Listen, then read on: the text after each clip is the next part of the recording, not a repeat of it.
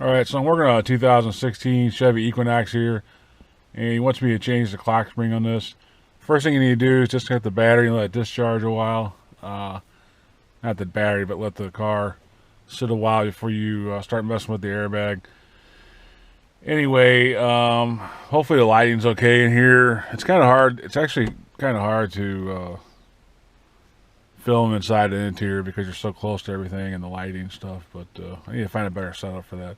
But anyway, first thing you're going to do is remove the airbag, and what you're going to do is just kind of turn the wheel upside down, and on these 16s there's two small holes on either side of this airbag, right behind the steering wheel, or in the steering wheel but on the back of it.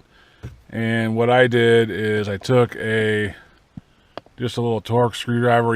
Anything will work, even a regular screwdriver. Stick it in the hole kind of on the outside at an angle and turn it inward kind of like this, and that'll pop it out. You do on one side and you can kind of see that it'll separate a little bit, and then you turn the wheel back, basically be try to do this without dropping you, basically be about that angle. Put it in the hole back there, kind of start on the outside and push inward, and that'll release your airbag and get you down to the wires.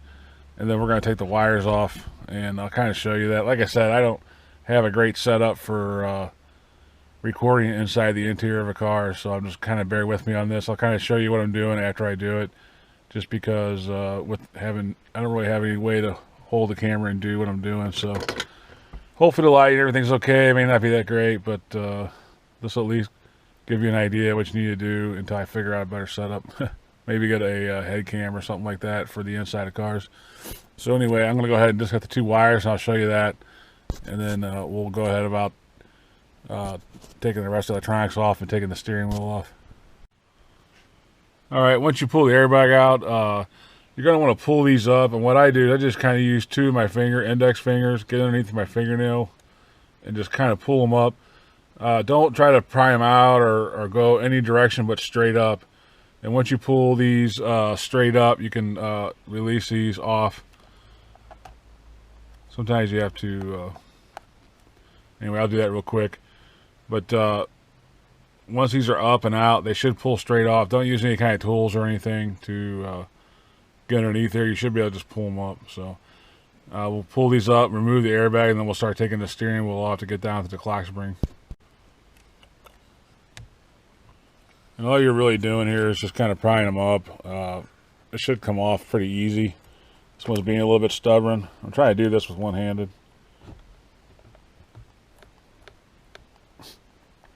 This one's being really stubborn. Anyway, that's how it goes. They just come straight up. So once you got those off, you can kind of move these off to the side.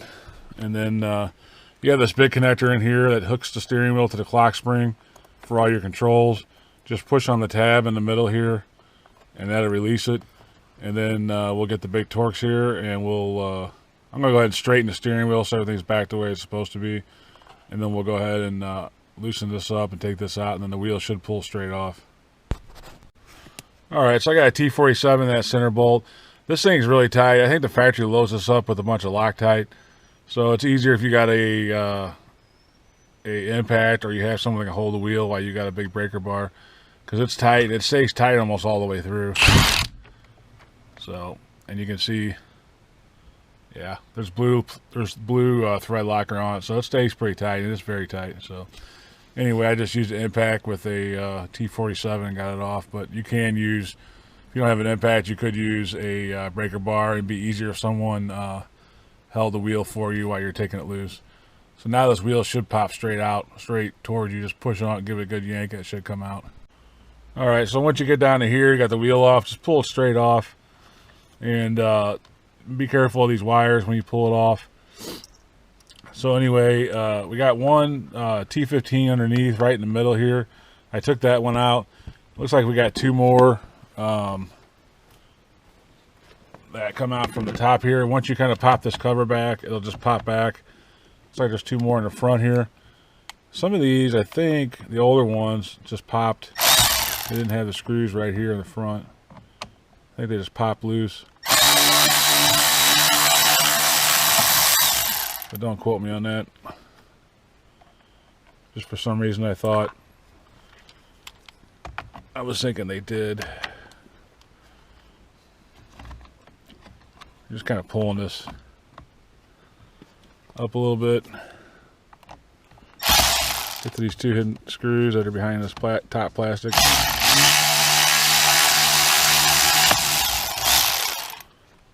And you have to do that because you got to take, there's some wires underneath this we have to get out, and then the wires actually hold the clock spring on.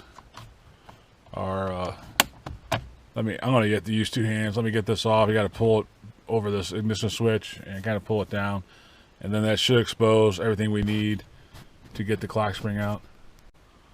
Alright, so here's everything exposed. Now the bottom piece comes out as one piece. You just pull it down and out. And the top piece here has some holes in the top right here. And this little dust boot right here snaps into it. You can see, hopefully you can see, there's some like stud looking plastic nipples that come out. Those just pop right back into this plate here. But that's how you get that out, otherwise this piece won't come out. You really need to get that piece out because what you're trying to do is get to these wires here. On this red tab, you just kind of pull those straight out. And then with this, you just push down. So we'll have at least these two wires to release here. And then I believe, yeah, there's a wire under here. And then once you get those out, you have 4 Phillips. I think they're Phillips. 1, 2, 3, 4. And then the clock spring can be removed. So I'm going to go ahead and just connect these wires. On the big black one, you just pull it. On this yellow one, you pull this red tab out, straight out, away from you. And then that should, then you can push in on it. And then the bottom, it's just a regular connector that you just unconnect. So I'm going to go ahead and get those unconnected, and we'll start taking these screws out for the clock spring. Alright, so all we're going to do is just go around and take out these 4 screws.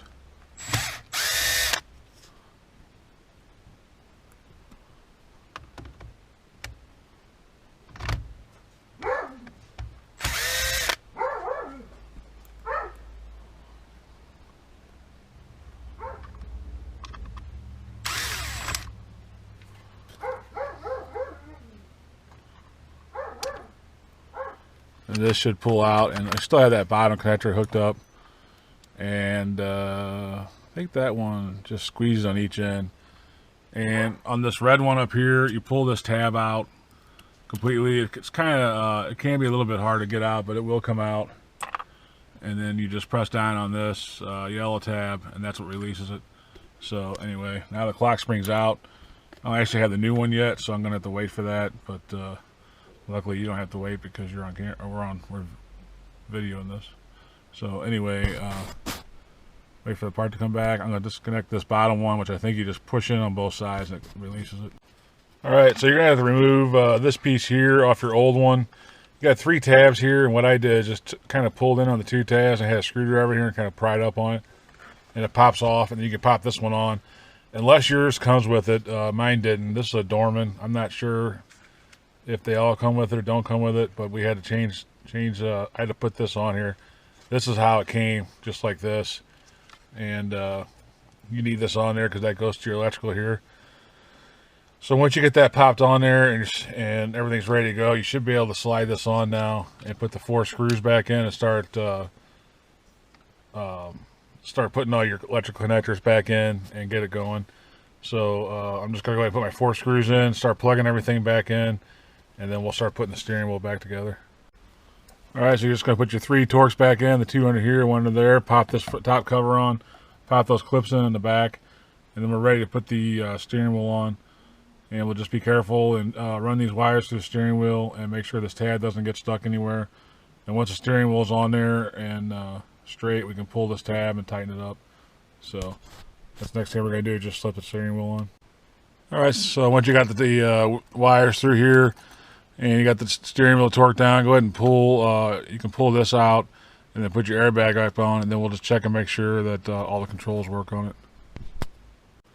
Alright, so we put it back together. The horn wasn't working, and I think what happened was the clock spring must have broke, and maybe the horn was going off all the time or something.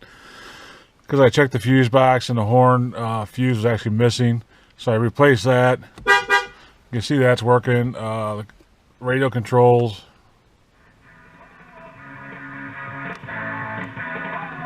That's all working. Cruise control. Yeah, it's coming on. Coming off. So it looks like everything's working now. Anyway, so that's about it for clock springs. Not too bad.